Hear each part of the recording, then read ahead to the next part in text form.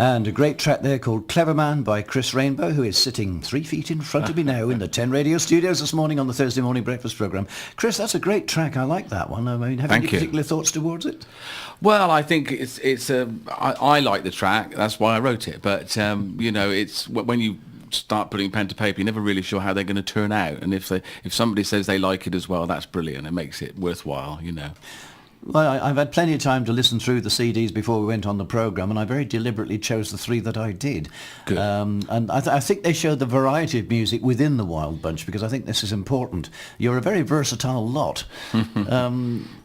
How do people sort of get hold of you for bookings? How do they know of you? I mean, has your reputation gone before you, or are you still forging a new path? No, I think, fortunately, I'm still gigging as Chris Rainbow and doing solo stuff. And obviously, on the backbone of that, people get hold of the CD and they show an interest in the Wild Bunch. So it's self-perpetuating, really, because we are out there doing stuff. We're recording, we're performing.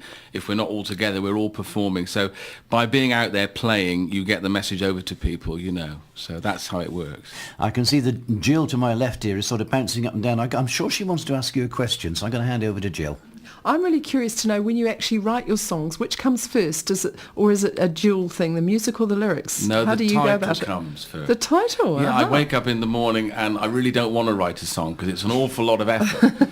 And I try to forget about it. But if something sticks in my mind, like the song Strange Town and Clever Man, they're titles that came into my mind, and I put them in my sort of memory bank. And then if I feel like it, I kind of work with the title first. So does your subconscious give you the title, like in your sleep? You sort of wake up with it there? Because I do poetry, and I find, I'm not talking about the doggerel stuff, Phil, and I find that it happens that way, where you've got it there in your head, and you've just got to give birth to the seed, so to speak. Yes, it's very irritating, particularly if you're busy doing other things, and you really, because it can take a few hours just to get the thing started. So it's not always, but if it's a good title and the song is happening, you've got to go with it, because it's worthwhile then, I was thinking of the last track we played, Clever Man. The idea is a good one. I mean, you obviously, you were thinking of somebody that you knew about this, and it just sort of went clunk. And it's a bit like Strange Town, which I am going to play later on. I want to play that one, because that's a great track as well. The whole idea, the scenario in that is a very familiar scenario, which we'll find out a little bit later on. And it just sort of suddenly hit you. I don't know, were you sort of walking around Fox's Mill in Wellington? No, I was in a pub car park in a very, very rough town where I'd been singing, and I was taking a break, and I was just outside sitting in my car thinking what a dreadful place this was and what a peculiar town it was. And so the word Strange Town, that's how the song developed from there. It wasn't that the people were bad, it was just a very run-down place, and it was quite a threatening environment. And so that's a lot of our country's become, in some areas, quite difficult, and that's where the song came from.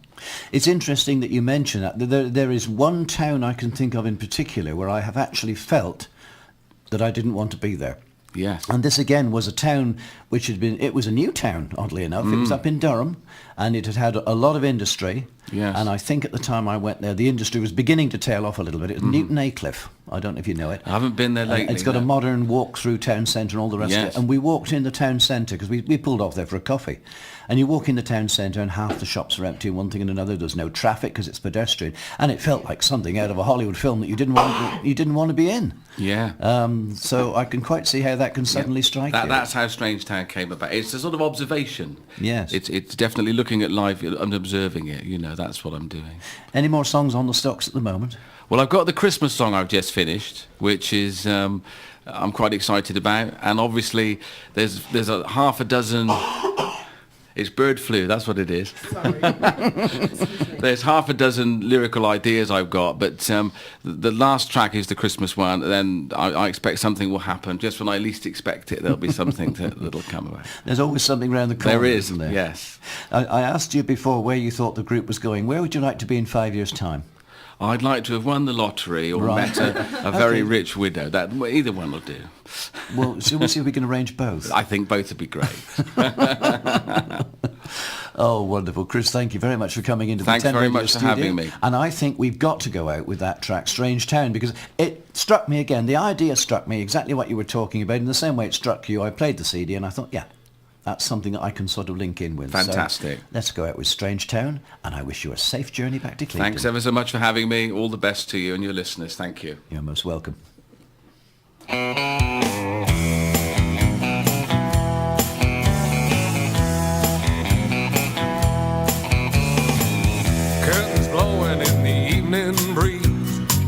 a junkie falls down to his knees.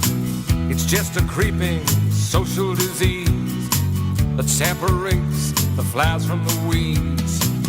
I've been living in a strange town since they closed the factory down. Ain't nothing much to do but